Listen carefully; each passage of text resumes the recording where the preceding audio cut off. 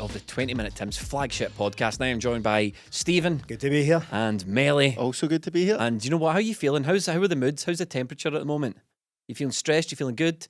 Valentine's Day roasting hot. Oh, it's Valentine's Day. We're spending it recording podcasts with our podcast wives. Are you as angry as Ange Postecoglou was in the touchline? When was the last time you were that angry? I think it's the biggest Australian meltdown since the Democracy Manifest guy. I don't know. Yes. So if you don't know that video, go and treat yourself to Democracy Manifest guy and see an Australian legend at work there. But it's the angriest guy I've ever heard. What was the charge, Melly? Enjoying a back pass? A succulent Celtic back pass? Is that what the charge was? Not moving forward quickly enough, not touching enough penis. That's That is, by the way, that's a joke from the Democracy Manifest.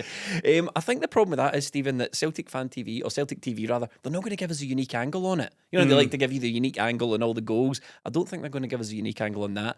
I don't think they're going to give us a unique angle on the Bitton goal either. No, that was horrible. The atmosphere was dead at the game for reasons. Don't tell the terrace. Yeah. Do you hear that? The terrace. Can I just say something to the terrace? Will, you brought up, only we can slag ourselves like that, okay? Yous are not allowed to make those jokes about us. Correct, right? Yeah. It's like you can, like, you don't want to hear jokes about your own family, but you don't mind slagging them behind their backs and stuff like that. So the terrace don't get to make those jokes, right? And you don't want us making jokes about the terrace, do you? Certainly don't. No, I certainly don't want us opening up on that. No. But yeah, so the atmosphere was slightly tepid at the ground because some fans weren't allowed into the game, and it made for you were able to hear everything basically. You could hear the players, you could hear the players on the pitch, you could hear the manager from across the other side of the stadium. It was a unique atmosphere in that regard. Ange said after the match that he was angry that the players only put in the 45 minutes. He says, we're not here just to put in a 45-minute performance. But one thing that sort of followed this team around this season, Melly, amongst all the good performances and the goals and the players and Ange and all that, is we tend to blow teams away in the first 45 minutes. We did that against Aberdeen. Yeah, we did. I thought on Sunday there, because the first half was okay and then the second half was really poor. Between the two goals, there wasn't really much to get the fans going, but Sunday was disappointing more from probably the manager's point of view, because, well, he made 7 or 8 changes and you're thinking these guys are coming in with something to prove. They're wanting to prove to me that they should be in the team when I pick it for the next game. Not a lot of players really took that opportunity, and then even within that, if individual players aren't doing that, we want the team to just be going, even if there's a lot of changes in it, you want them to say they play the same way. Didn't quite do that either. It was all a bit passive, a bit. Once we got that first goal, it was, we'll pretty much see this out, and Ange Postecoglou let rip after it, didn't he? I know, it's quite refreshing seeing that, Stephen. It's a wee bit different from seeing a Neil Lennon meltdown. When Neil Lennon's angry, people are like, hold on a minute. Neil Lennon would have said it was outstanding. It was an outstanding performance. I've seen a lot of that on Twitter. A lot of people go, Neil Lennon would be saying, no, that was the performance of the season. That was, look, there's different ways, management, different ways, different needs and all that sort of thing. And on the Aberdeen game, just going back to what I'd sort of touched on a wee minute ago, the 45 minutes of the first half of the Aberdeen game, he probably would have felt completely different. Yeah, well, an action-packed night at Pittodrie. We were expecting a tough one. Kind of got that, but I think Celtic were pretty good in the first half, as you say, and I wouldn't go as far as it fell apart or anything like that in the second half. But it was just that sort of 10-minute spell where it looked as if they were coming right back into this. There was the chopped off goal as well that they. I kind of shat it there, to be honest. I thought they'd scored that, but it was clearly offside when you see the replays, that Ramirez's goal. But it was an action-packed game of what. Had a bit of everything. There's a few contentious decisions in there, which we'll probably get into as well. But yeah, an altogether different performance from Raith Rovers. It was a good 45 minutes the first half of Celtic. Aberdeen changed things in the second half. Melly gave us a tough time. It wasn't enough to keep Stephen Glass's job, unfortunately. No, I got the Dan Mack after the game at the weekend, the Cup, didn't it? Aberdeen are quite strange that they're poor against sort of weaker opposition, but when they come up against us, they're pretty good. And well, obviously you're going up there, you kind of expect a tough game, and all I ask is come away with a win, no injuries, and as always, don't let Lewis Ferguson score. But as how many always, goals is that he's got against us now? He's now got 7 goals against Celtic. Midfielder. That's getting up there with basically anyone. I think in the 21st century, only off the top of my head, I think only Lionel Messi and Kenny Miller have got more goals than him against Celtic, which is ridiculous. Could we please put a stop to that before it goes any further? He's only 22 and he's got 7 goals against Celtic, which is ridiculous. We used to talk about all these so-called thorns in our sides, or the kind of hunt players that they're quite annoying, used to get quite a lot of goals against us. But Lafferty and Novo and guys like that only ever get like 3 or 4 or something like that each. Lewis Ferguson's He's got more than Morelos. Comfortably more than Morelos. But the rest of the performance in the first half was great. I thought once we get that 2-goal lead, I thought Stephen Glass could be seeing the end of this tonight, because it felt like Celtic could go on to win 4 or 5, but just that wee bit in the second half. But again, it's another game where you can look at it and go, right, we sort of great first half, second half sort of dipped a wee bit, but Celtic, maybe the start of the season, definitely last season, wouldn't have came away with 3 points, and that's exactly what we've done. Stephen, the Jota thing, he was out injured, he'd come back, his performance was a wee bit lukewarm, and people were saying, and we discussed it on the preview show, what we hope to see for him, and we're going to get Jota back in the fold. The Jota that we remember, bang 2 goals. Was it a yawn must have forgot performance for Jota on the night? Brilliant. I mean, there's been a lot of, as I said when we were kind of introing this, there's been a lot of contention about this game, but one thing that wasn't in doubt was Jota makes a huge difference to this team. We saw it again against Raith Rovers, which we'll come on to, but what a difference he makes to this team. And it'd been questioned a wee bit since he's come back from his injury. Is he putting in the same level of performance? Which is a bit strange, because I mean the guy's been injured and he's come back in, and it shows you the standards this team have got now. And we'll probably touch on it when we get to Maeda, but the standards of this team now is just, you expect just to come in and you're supposed to be brilliant. Doesn't matter what's happened, doesn't matter if you've had injuries, time off, doesn't matter if you're just in the door. And this is the problem with being a Celtic manager and bringing a strong team back. The standards amongst us now are just like what you said, Jota. But I don't care if he's been out injured. He's had 2 lukewarm games. Yeah, it's because like guys like Hatate, Matt O'Reilly have came in and been absolutely sensational. So when you're looking at it, Maeda didn't quite have the finishing at the game, but we still scored 3 goals. Our striker wasn't really hitting form, and we still get 3 goals, and that's the good thing about Celtic right now. We're just ticking off these games win by win. Every time we go out in the pitch, you're thinking, right, if Jota's no doing it tonight, but Hatate and O'Reilly will do something. Giakoumakis, Maeda, there's a goal and a bada all the time. So there's goals from Celtic can get from everywhere, and when you've got that, you can win games. And we've seen at the weekend a couple of changes, but again, Jota coming on, and the Aberdeen game, you're like, right, he's back. So that's another one to add to the arsenal, isn't it? I keep urging a sort of calm when it comes to certain players, and when you talk about their dips in form. And Maeda's been sort of questioned a wee bit as well, because he wasn't great against Aberdeen. And I keep going, right, I think everybody just sort of needs to calm down a wee bit with these new players on both sides. See when people say, "Oh, he's rubbish because he's had a poor game," or like when we get carried away because he scored on his debut. I keep going, everybody just settle down. He's a new player. I just want him to score a normal goal. There is that. That's all I want. But what doesn't help when I keep going to say, right, everybody calm down, is when everybody's brilliant straight for the word goal. Matt O'Reilly comes in, looks like an absolute steal. Hatate, we've spoken about at length as well. So I keep it's not ideal for these new players, because the standards, as you said, that these brand new players are setting immediately as soon as they come in the door. It's a world away from the start of the season where we're at, we need Kyogo and Jota. We need them. We can't handle it without them, even McGregor. Now we're like, Kyogo's been out for weeks and we've just beaten everybody anyway, aren't we? I can't fathom how good this team's going to be when Kyogo comes back. It looks sensational, and that's the thing as well, what I was just coming on to say there. At the start of the season, we were sort of winning games, and if we were missing a player, like, we really missed them. But right now, if, say, like Maeda didn't have the best game during the week, or somebody else doesn't have a great game, somebody else picks up the slack, somebody else is brilliant. So it's not as if we're relying on one player right now, which we really need, because look, we're going into these games and again, ticking them off, getting there, but we're getting really to the business end of the season. We've had the league game, we've had a cup game, we've now got a European game coming up. It's all starting to come now, and we need everybody to be. You can't have everybody on form all the time, but when somebody has a wee dip for a game, but nobody's really been terrible, somebody else will just up it a bit, and you're like, fair enough, lads, fair enough. Do you know what a highlight of the Aberdeen game was? It was the video doing the rounds of the Rangers fans singing "We Shall Not Be Moved," and then the one goes, it all just dies down, and some guy off camera goes, "That's him scored already, mate." Brilliant. That's incredible. I feel like "We Shall Not Be Moved" is one of those songs that's just lost all meaning now. You went top of the league for all of about 45 seconds, and you're saying "We Shall Not Be Moved." It's not only premature, it's you were only there for a certain length of time. Like, how can you not be moved from a position you just took up? That's it. That's it. Game over. Like we won't be moved anymore. Let's talk about the Jota goals, Melly. First one is Matt O'Reilly again, just when he drifts out to that sort of wide position and cuts. The way Ange plays, he plays like Hatate on the left because he's right-footed, and Matt O'Reilly on the right because he's left-footed, and you can see why when he puts that ball in there, and it's a sort of. It was a kind of bad goal for me, coming in at that back post, coming in there and being where he should be, and you're like, right, it sort of goes in off his knee, is it? Sort of thing. Just bundles over.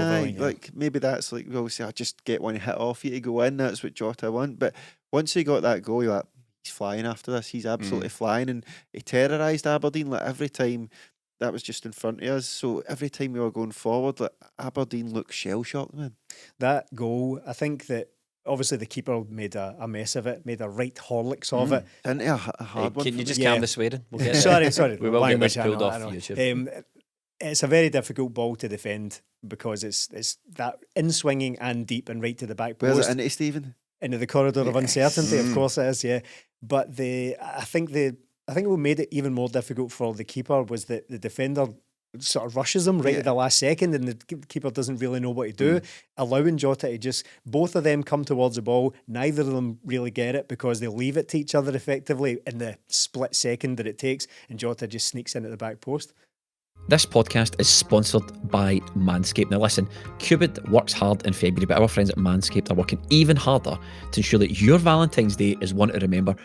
Don't turn this day of romance into Independence Day this year and get in control with our Performance Package 4.0, which includes our signature Lawnmower 4.0. This February, join the 4 million men worldwide who trust Manscaped. Now we have an exclusive offer for you. Go to manscaped.com and insert code TIMS for 20% off. That's not unsubstantial, and free shipping. Contrary to popular belief, love is not blind, especially when you can't see it past a love jungle. That is the copy we were given. I apologise.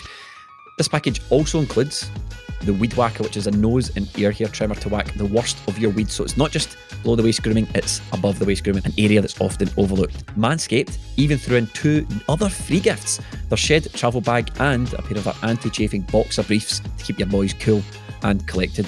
That whole package, 20% off and free shipping. Manscaped.com. Use code TIMS. We've all been waiting for Matt O'Reilly. I mean, his performances, he's slotted right into this team brilliantly. Look, another one looks like a complete steal. We've all been waiting for him to get his first goal. I mean, a big, massive, but they all count. Oh, they all count, and he deserves it. He's been absolutely tremendous. He's setting up goals. He's had a couple of wee chances here and there, but that one, it was good. It was a ball into Maeda from McGregor, I think, and it just comes to him, and he takes the shot early, and that's what happens when you take shots like that early. It can take that deflection, and it just totally wrong foots the keeper, but just like, for a guy that deserves a goal, he is that guy because he's just been utterly I can't quite believe how good he's been, especially because we've got Hatate there who's been utterly sensational. For MD else to sign and come in and look as good as Hatate is unbelievable. It's I said the steal, Stephen, but I mean, it's ridiculous. I'm surprised that I think Blackburn perhaps were in for him at the time, or one or two other clubs, but I'm amazed that we managed to pick this guy up for the money we picked him up for.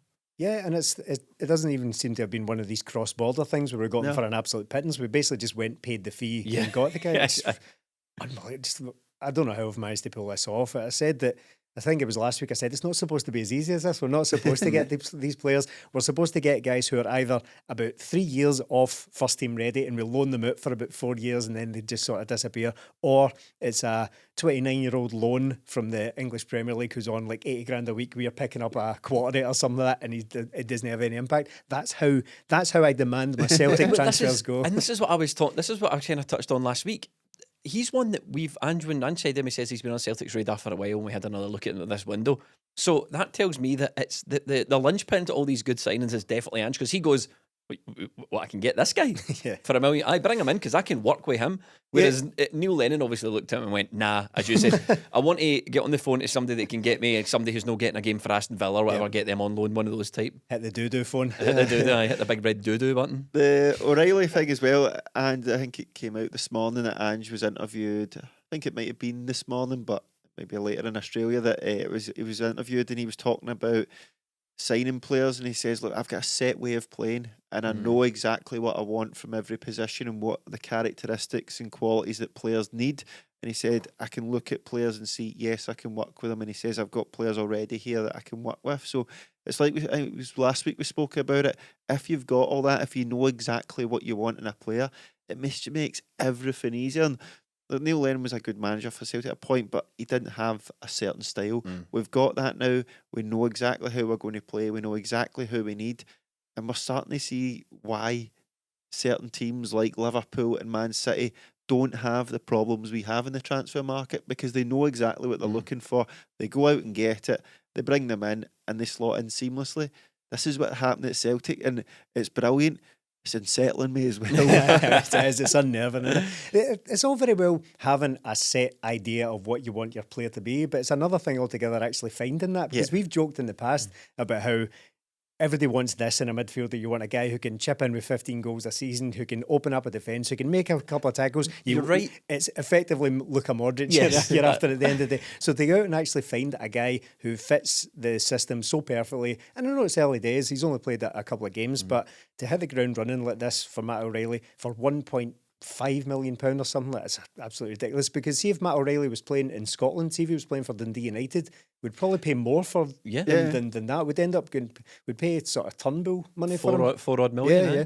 And the thing we always look at with players with Celtic sign, we always go, right, when you're looking at Starfelt or whatever, there's a reason he's at Celtic, because he's got this flaw like Rogic. He can't do the 90 minutes and all that sort of stuff we've had in the past. With O'Reilly, I'm at, what is it?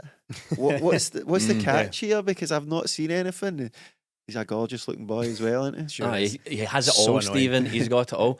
So what went wrong in the second half for us then?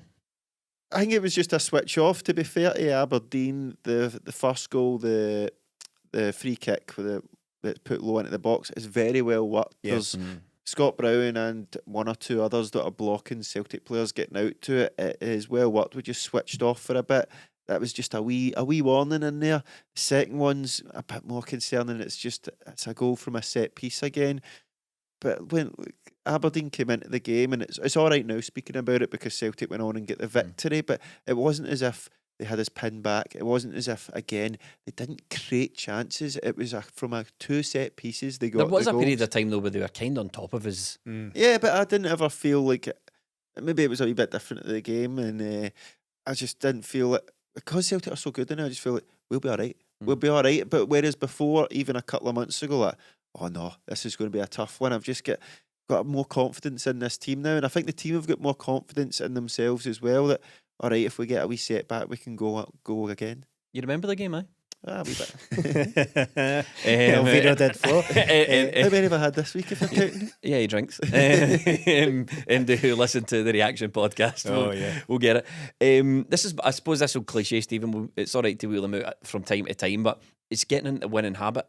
And Celtic know now what it takes to get through games, to win games, and they've got a system they can rely on. I was actually thinking about this just today, just as I was preparing, as much as we actually do that. We sometimes do that as much as it seems like we don't. I was having a look at some things today, and I'm not like digging up stats or anything like that. It just suddenly occurred to me that that this season seems to be like kind of flying in now. It's like the Ange era we're in February already, and 12 games left, 12 league games left or something. Yeah, and unbelievable. Then there was the rebuild. There was the Don Mackay era. Gone but not forgotten, big man. But there was that. So it's all just been a big sort of whirlwind this season. But then I actually looked at it, was like, Celtic been winning some amount of games recently. Haven't they? I think since we played and get gubbed off Bayer Leverkusen, lost 4-0 to Bayer Leverkusen, I think we've played 27 games and have won 24 of them. Yeah. And one of those was losing to Leverkusen again, 3-2, which was a much better performance. Doesn't count. Other than that, you've got the draws with Livingston and St Mirren. That's it. Just won every single game since then, and it's been that's unbelievable. And I know everyone's a little bit tense about getting the title back and all the stuff I've already listed, the rebuild and getting all these new players in. We've had all these the influx of players from Japan in, like guys coming in, making their debut, hitting the ground running. All this stuff's been happening. But still winning games, just winning game after game after game. It is all coming up Millhouse, isn't it? It's a wee bit. Things are just going our way a wee bit too much with this, which is why I think sometimes second halves like Aberdeen are important, because it reminds you to stay on your feet, keep on your toes, and I think that's maybe why Ange was so pissed off at watching the Raith performance, because he's like, if you want to win leagues, you can't approach a work like this in any way for any game. No, that's it. I think that was it. It was just one of those ones that here's a wee wee reminder for you lads, like, yes, you won the game 4-0, but I'll not forget the performance in there, because we were at it. It wasn't great, but the Aberdeen one, that it's another question answered for Celtic. Like, you're always thinking, right, this team can play good football, but what happens when they go a goal down? Well, we very rarely go a goal down these days, but if we do, we'll come back, get a 2-0 lead, drop that, and it's 2 each. You're like, oh no. Because we know Rangers are winning at the same time. It's rare to be playing at the same time, and because it is so tense, the fans will be like, oh, come on, you need to push on. Within a minute, we're ahead again. Like, it's Aberdeen hadn't even finished celebrating, neither Rangers either, finished celebrating, and we're back in front. You're like, I'll be fine, lads. That's the way this season's going to go, though, I think, isn't it, Stephen? It's going to be so tight, so close, and that's why all these games, they just seem so important. There's no doubt about it. It's going to be extremely close, and I still don't know how it's going to end. Of course not, but I'm really encouraged by the amount of wins that Celtic have managed to string together. That shouldn't be ignored, regardless, because there's even European games in there. First time we've conceded more than one league goal in a game since Dundee. Well, in November, was that right? I think you're right. There's been very few goals in there, because after we conceded those 2 goals, both from set pieces, a few of the old questions started to appear about the old set piece thing and all that. But even at that, like, I think we've conceded 10 domestic goals since Halloween. And 2 of them were in that game, and we still won it and still beat Dundee. 2 of them, 2 of them were in that as well. So we're not conceding goals, and I think the set piece thing obviously needs addressed. We conceded 2 of them, which isn't great, and Ange won't be happy with that either. However, how it's often framed is that I see set pieces again. It's a totally different team. I don't think it's fair to put them in that. It's not Shane Duffy, and it's not Diego Laxalt. It's not John Joe Kenny. Thank the baby Jesus. They more crap players than last Jesus, season. man. It's good this, even though I'm basically just listing crap players. So I don't think, regardless of what it is from last season, you wouldn't dream of saying, oh, Celtic strikers have missed 5. This isn't the case. I'm just making this up. They've missed 5 penalties in a row, stretching back to 2019. You'd be taking it and going, I just got here. So my point is, you can't dump that on the current defence. It's still not excusing the manner that they conceded in, but it's got nothing to do with last season whatsoever. And all the chat about, it's Gavin Strachan's fault and all that, I don't think is fair at all. I think it was a really well worked free kick, as you've already said. There was a lot of screening, like in basketball they play these screens where they block people's runs and all that. There was a lot of clever blocking of runs going on in the box. Why is he using this jargon? Oh, we're not talking about Chris Boyd. No. Well, we might, can't we, when we talk about the 10-year anniversary? But we're not talking about Chris Boyd. Was Jota's goal offside?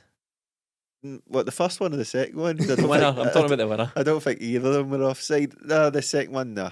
It's a split second right in line. You're no way you're telling that unless it's far from me. So I think it was onside, and I think Celtic deserved it as well. Nobody can really complain about us getting the 3 points. There was an offside call in the Raith Rovers game, which were incorrect against Yakimakis, and I just feel like, see, for the good of the game, right? And I know referees. I'm talking directly to the referees here. That's not your remit. You don't do things for the good of the game. We don't really know what the referee's remit is, right?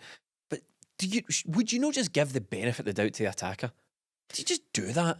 For the good of the game, people want to see goals. They want to see entertainment. You don't just flag when you think. It's if you're no sure, just give the benefit of the doubt to the attacker. There's one from Jota in the Aberdeen game as well, where he get wrongly called up for something. Now, he didn't really protest, which makes me think it wasn't offside. It was more a shove. He kind of got in a wee tangle with the defender and then ran through and scored, but he didn't protest at all. So I don't know if it was something to do with that, but it certainly wasn't offside. And with these things, we're dealing with inches here, and as much as the Bears have been ranting on about it for weeks now, we don't have VAR, so stop talking about VAR. VAR's not going to solve all your problems just now, right? So everybody stop talking about VAR. We don't have it. Mind our manager wanted to VAR the win. He did want VAR the win.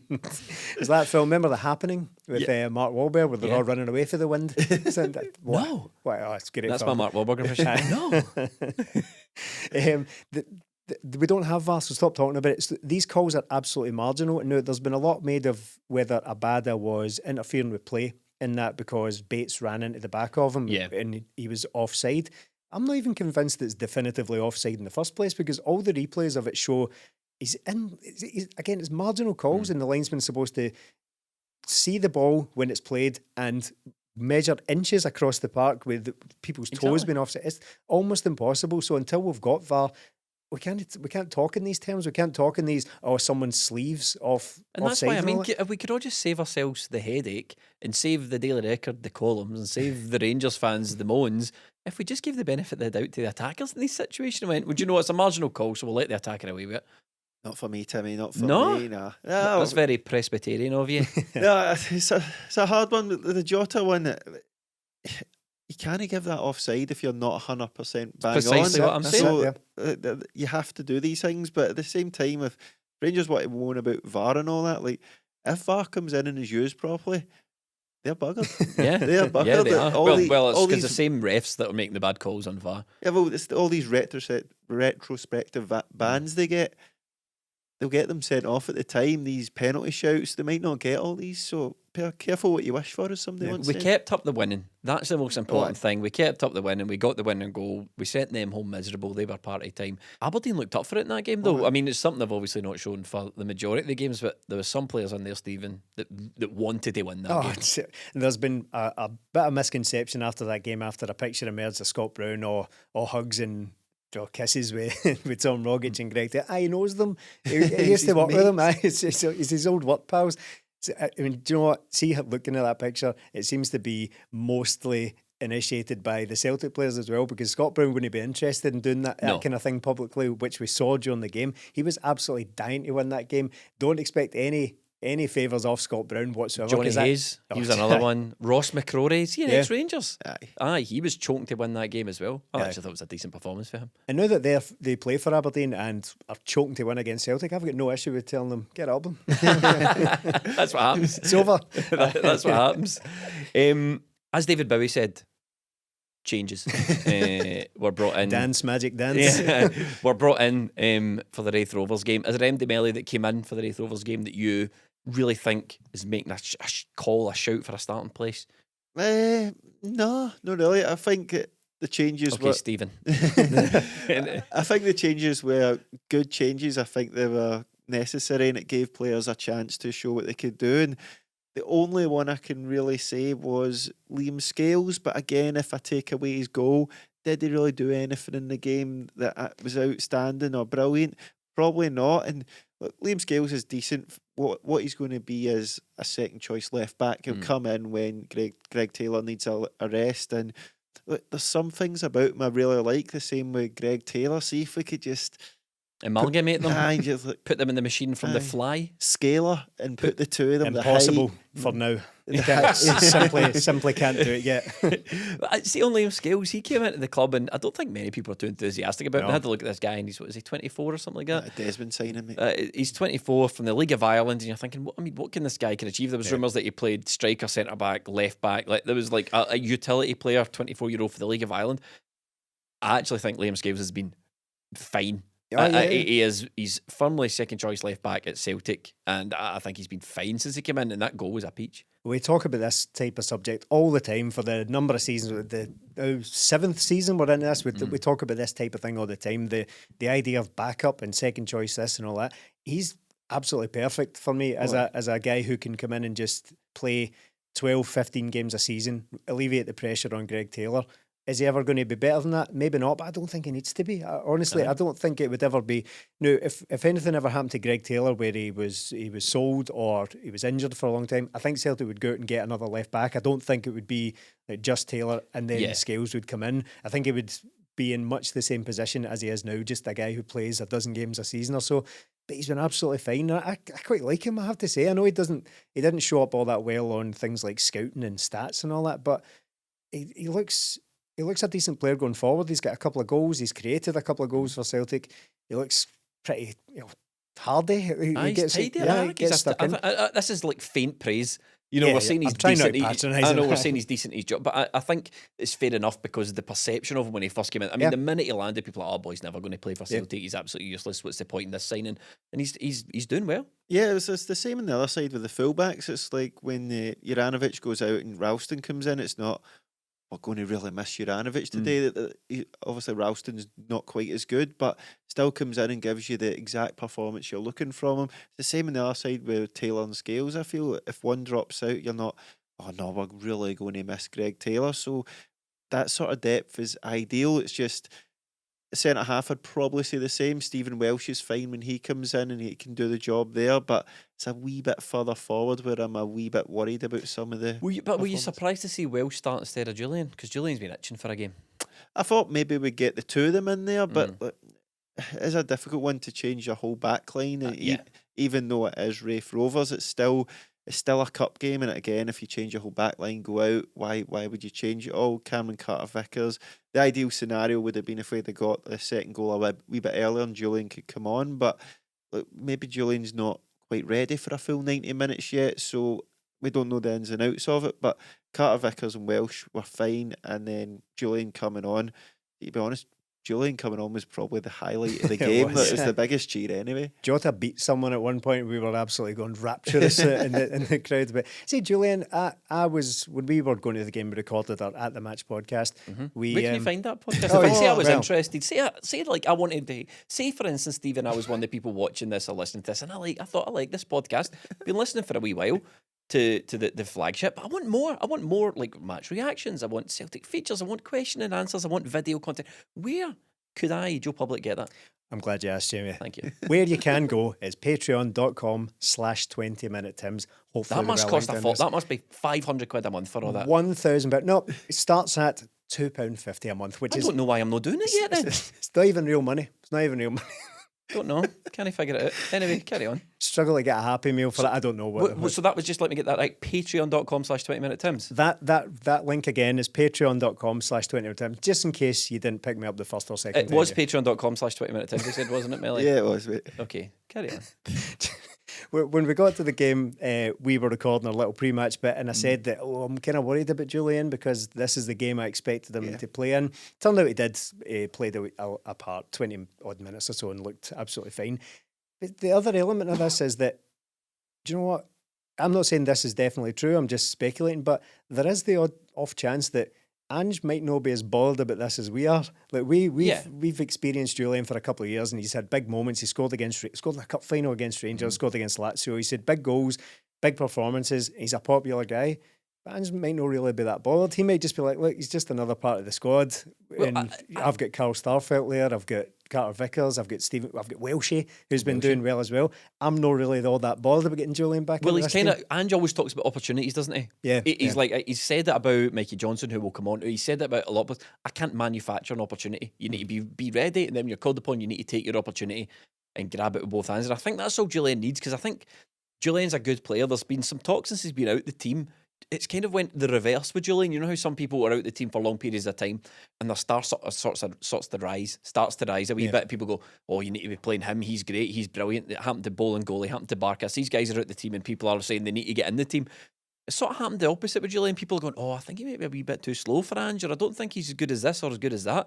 But for me, based on what I've seen from Julian, he slots in right beside Starfelt and Carter-Vickers. I don't think there's any major drop-off, if at all, in quality between the three of them. It depends how, I say, a long time out, isn't it? Nearly, 12? Yeah, based on what we've seen from Julian's history at Celtic. Yeah, in the past he's been a really good player, but it's kind of like when we speak about like Forrest and Mikey Johnson, maybe this team's evolving beyond these guys. And we'll get to the two wingers in a minute. It's not evolving beyond Julian. I mean, you're talking like the guy's 30 odds. He's done. No, but he's been out for a long time, and it wasn't as if he had great pace before that. Mm-hmm. He's a big, powerful defender, and we've seen Julian's weakness is if the ball goes out wide, he struggles in those wide areas, containing players, and he can get turned easily. Ange's fullbacks go inside, and your two centre halves could be left one-on-one, so it might not marry up the way he's looking for it. And look, Julian, right now, I think he gets to the end of the season, then he's got a year left in his deal. And when managers come in, they sort of want their team.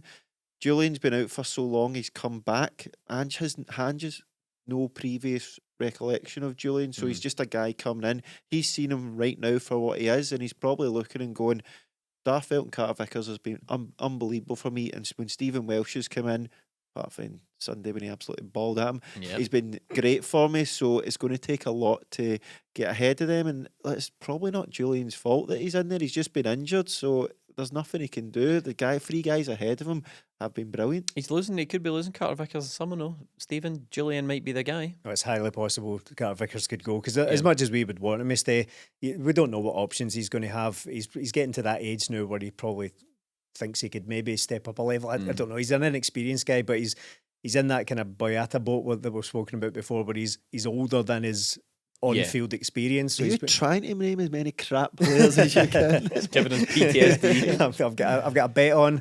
So I'm playing bingo with somebody watching. The Julian, it's weird you should mention that about him going wide and struggling out there. There was a moment in that game where Raith Rovers were on something of an attack, but now that bit where when you're playing fives and like you might be marking the guy in the ball, but somebody else in a better position, you go switch. Yeah, he actually did that with Ralston, and Julian ended up in the right back position, and Ralston floated inside. I was like, oh, here we go, man. What's going to happen here? But it looked ridiculous. But they were absolutely fine, and it was nice to see him playing a couple of speculative balls over the top. And all. I think it was mainly a couple of balls to.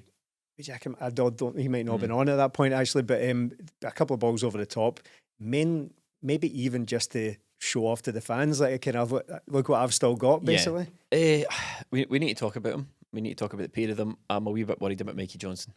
Oh, I'm gutted for him, man. It was horrible watching that. When we were at the game, I said to Stephen right from the start, I was like, oh, it could be his day today because he looked very up for it. The ball came out to him in the left. He took a few players on. He had a good shot that just went over the bar. I thought this could be his day, and then it sort of turned into what we've seen from Mikey Johnson. To be fair, I heard you say that in reaction, but I think, in all fairness to Mikey Johnson, Raith changed what they were doing a wee bit, and they just doubled up on him. They saw the problems he was causing, and they changed their shape a wee bit, and it worked for him. It worked on him rather. Speaking here as if people were with me and Stephen at the game, but when we were speaking at the game... See, if you download that podcast we recorded, it's almost like that's the idea, it's an experience. It's wonderful, it's absolutely wonderful. What we're also saying is like it's going down Celtic's left-hand side a lot and Johnson's getting doubled up on. Right, fine. So there should be space out in the right for a right winger to get it, but he just was invisible, absolutely invisible, and any time it went down there it just came inside and went out left. So while Mikey Johnson didn't have the best game, he was trying to do things, and I can't say the same about James Forrest, but again with Mikey Johnson you're kind of waiting for it, and to go down with that injury, I was gutted for the boy because it's just that it's going to be more questions about him. How long is he going to be out for? Is this the last we'll see of him this season? And people are sort of writing him off, and I can't really blame MD for that, but I'm just gutted for the boy as well, because today Celtic put a thing on Twitter. It was Joe Hart, Love Hearts, Valentine's Day and all that, and it was Cheeky Boy was one of the Valentine's thing, the Love Hearts, and he had to pick a player to put that to, and he said Mikey Johnson, but what he said within that was that he's gone through a lot of injuries and people out with the club don't know a lot about that, so he really tries hard. He's a talented player, so there's things going on with his injuries we don't know about, so don't like judging him too much, but just seeing how distraught he was. He's one of our own, isn't he, Stephen? You always want to see these guys do well, and you just want him to get a break. You want him to catch a break. I'm actually disappointed to get the context on that Cheeky Boy thing there, because I didn't realise it was a category, because I just saw the quote as Mikey Johnson as a cheeky boy. Do you think it was terrible patter? That's all I'd known. I'm actually speaking disappointed. Of terrible patter, we never mentioned the decent lad, the guy running on the pitch at the Aberdeen game. Do you not see this? I don't remember that, no. No, a guy ran on the pitch at the Aberdeen game and tried to get a video with Joe Hart. Oh, I did. He was like, decent. And Joe Hart's like, tell him, lad, tell him. Get the I did see that. Joe Hart's commitment to the patter, even when someone runs on the pitch. The wingers have been a big subject after this game for obvious reasons, and it's not helped by the fact that they're under intense scrutiny because they are the second choices now to some of our best players this season. Jota, Kyogo's played out left a wee bit. Don't really like to see him there, but he can operate there. Maeda's been similar. Abada's been outstanding.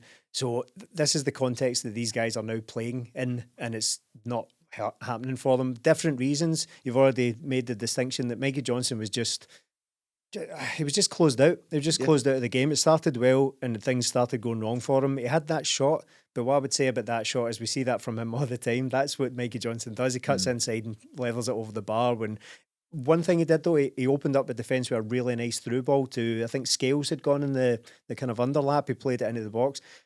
I'm kind of reaching here for it because it went wrong for him, and he went off injured again.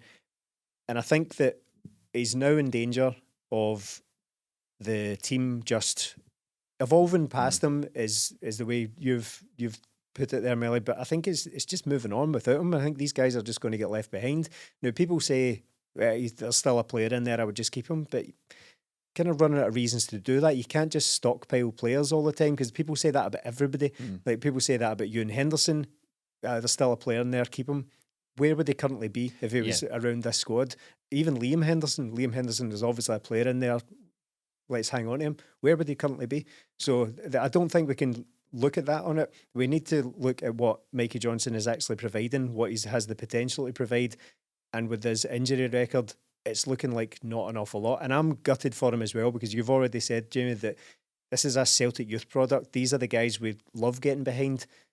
But 4 seasons in, or whatever it is for Mikey Johnson, I wouldn't be surprised if players who have signed in the last 18 months or so have now played more minutes than Mikey probably. Johnson. Yeah. There will be. In fact, there will be players who've just recently signed who've played more minutes. I'm not blaming him for any of this at all, right? He's just had terrible luck with injuries.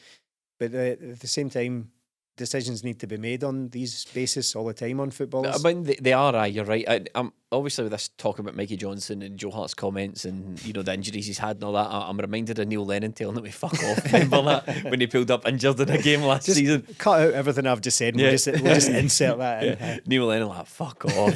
Speaking of like the team evolving past people, you hate doing this to players, right? But people love a wee bit of controversy, they love a wee bit of the chat, and they love you being honest. But you always feel bad thinking about, Christ, would I say this to the guy's face? But you feel like this team has evolved past James Forrest. He looks like a relic in this Celtic team now, compared to the dynamism of a Bada, Jota. You're looking at Forrest, and that's like a major downgrade now. Yeah, because with Mikey Johnson, you can say, right, injuries, but James Forrest, he's back now. He's been back for a bit now. There's been no injuries for him this year. He's had opportunities, and not once has he taken them. Not once. We've sat here a number of times going, just not seen it with James Forrest. Then I go, and I watched him closely, said to Stephen, 20 minutes before he tried to take on a player, 20 minutes before he took on a League One player. That's not good enough at home for Celtic. And I don't know if that was another game where you can go, right, get your confidence up. The guy, I don't like saying the word hiding, but I don't feel he makes himself available. There was times where he wasn't dropping deep enough to get on the ball, or he wasn't making runs in behind to create space or take a defender with him. And even when it got into the second half, he had a chance where he cut inside and he took an extra touch. He'd 3 or 4 opportunities to take the shot and he didn't take it. And you're just, when you see players warming up and you see a sub coming on, it's as if he looks over before, knowing he's going to be the ones to come off. You should be out there making sure the manager can't take you off, and I just can't see that from him. But just before, we're talking about strength and depth, and the 2 full-back areas are good. Centre halves, central midfielders, brilliant options. Up front now, we've got good options. It's the wide areas that you're looking at. Something happened to Jota or Abada, you're going, Johnson's out, Forrest isn't the answer. Maybe I have to move my head out there. It's not ideal, so that's the only bit of concern, that maybe towards the end of the season, if we do sign Jota, we probably need another one as well. Well, we just need to manage that, don't we? And these players, and Forrest in particular, just needs to step up and do the business. If he's not doing it when he gets if he's called upon, because I think it's unrealistic to expect, whilst we've got a player like James Forrest at the club, I think it's unrealistic to expect 2 Jota level players for every position to a Badder. So when the opportunity comes, but maybe it's just me, I sort of incorrectly always compared James Forrest to Callum McGregor. Similar ages, came about the similar time, the sort of senior guys in the squad. Callum McGregor's thriving under Ange. He's absolutely thriving, whereas James Forrest, you're just like, I don't know, it's like some old guy just struggling to keep up with the beat test, struggling to keep up with the fit. I know he's obviously he's fit enough and all that, but you're just watching it going, it's just no really working out for you, man. This team has maybe moved beyond you. Well, there's speaking of decisions, haven't been made harsh decisions. I said that a few weeks ago, and we've been talking about Forrest a lot, and his form hasn't changed. We had the discussion about how this is round about the time wingers start to fall off entirely when it comes to taking players on. That doesn't mean they're finished. It just means they might need to adapt. I can't really honestly say he's done that so far, but there's a decision coming about whether or not to give him a new contract very, very soon. I think When's it up?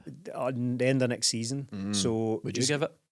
I don't think so. No, I don't think so. But I know there'll be people screaming at this, people screaming at their phones or their laptops or whoever watching this or listening, saying, "Of course you do. I've got sweet Jamesy. He's won well into the teens in trophies anyway. I can't remember off the top of my head, which speaks wonders, speaks volumes rather, that I can't remember how many trophies the guy's won. Yes, I accept that, but at that point you're talking about like what value he could possibly have after a certain point. Do you give him a new contract when he'll be 31 in the summer, he'll be 32 at the end of his current contract? Do you give him another contract, or will Doak have overtaken him by then, because he's snapping at his heels now as well? So I don't want to come across as if I've written the guy off at all. I'm simply just trying to deal with the realities of what we're being faced with. We can only base it. I like you say, like with the performances we're seeing, it's not like we've just. It's not like he's been brilliant, but we've just decided, right, you don't get a new contract. I mean, it's struggling to justify it. And the Scott Brown comparison is a red herring for me, because people say, oh, Scott Brown was written off and look how good he became. But he adapted his game. He turned into a completely different player under Brendan Rodgers than he'd previously been. He sharpened up his lifestyle and totally changed as not only a player, but as a professional. I'm not saying James Forrest is for a second is unprofessional, but can I see James Forrest becoming a midfielder or a number 10 or something? I really can't stretch my imagination to that at all. When Ange came in, we were told he's going to play with wingers high and wide. That should be ideal for James Forrest. And what you're saying is right. Maybe this team's moved beyond, has evolved beyond James Forrest. But really, when you look at James Forrest's characteristics and qualities as a player, it should fit into this system perfectly. Right winger, goes on the outside, takes men on and gets the ball into the box. But we're watching James Forrest playing in his ideal position, playing where he wants to, and he's simply not doing it. So what are we getting for here? Me. See if you watch Celtic's forward line, right, and all the players that are involved in that, maximum they take 3 touches. Maximum a lot of the time. 1, 2, bump, move, touch, move. James Forrest gets it, and I've spoken about this in the podcast, and it's infuriating because you watch this lovely build-up out to the wingers, the fullbacks bring it in, play it out to the wingers, and then it's like touch, take a guy on miss, touch, and you get the feeling the other guys in the team are going, mate, running himself into blind alleys and all that. Well, Ange specifically mentioned the taking of too many touches after the Raith. Oh, did he? It's clearly by a mile the most annoyed he's been at Celtic, by a mile, and it wasn't just there's the clip of him shouting at the defence for constantly going back the way, but he's not focusing specifically on that. It's the whole performance. He mentioned that the touches were just far too many, and it doesn't like his team to play like that. Often when Celtic have turned in a not so great performance, it's not like as we said earlier, the Neil Lennon, that was outstanding, that was top class.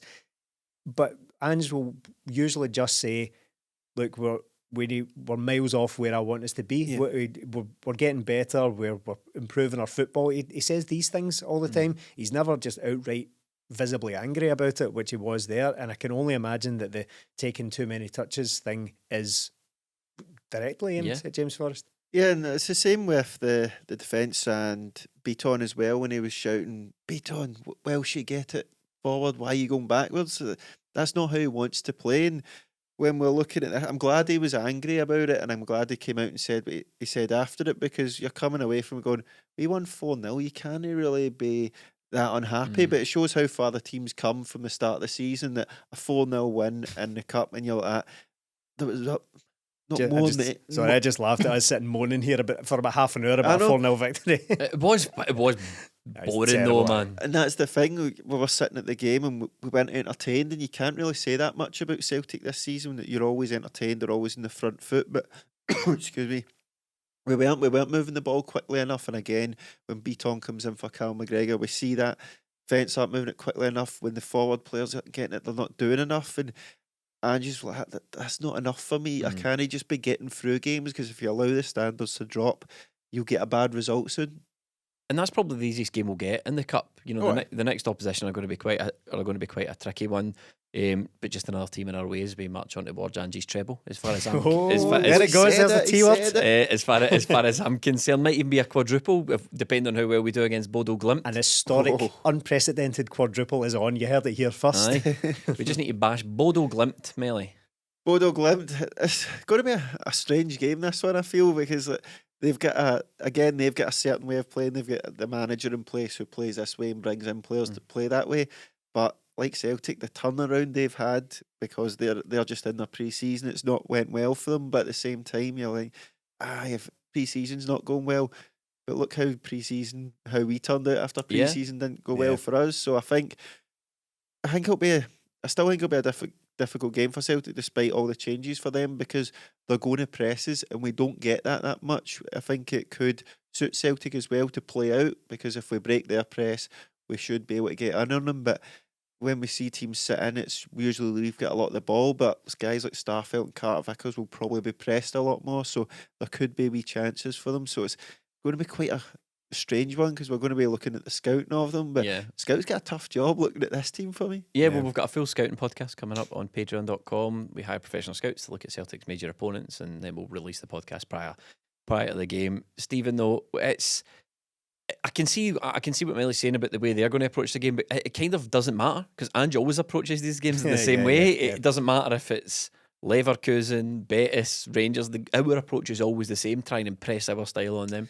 Normally about this time, if we were engulfed in a pretty tight title race, as we clearly are, I'd be wondering if this is maybe a distraction we could probably do without. But for some reason, I'm quite looking forward to this. I'm quite enjoying the European game at Celtic. That's it. The part of the journey and all that stuff. I know it's in a lesser competition now, but if anything, that's kind of stoked it a bit for me, because I think we can do something in this. I kind of don't even recognise it as the third level European, because all the teams in it are teams we play in the Europa League anyway.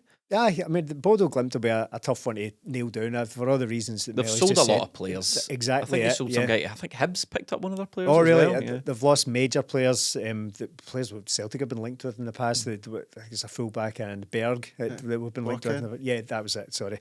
Thanks for bailing me out there. But the thing is, they've had massive results this season in Europe. Massive results that basically kind of shook Europe, really. They absolutely hammered Roma. This is still this season. It feels like years ago that they did that, but it's still in recent memory. However, they have lost a lot of players that were involved in that, so they're a tough one to sort of nail down in that regard. And Stephen's right in what he's saying. I'm excited about this as well, because you're looking at it and going like, right, come on, Celtic. You probably should win this tie, and then that.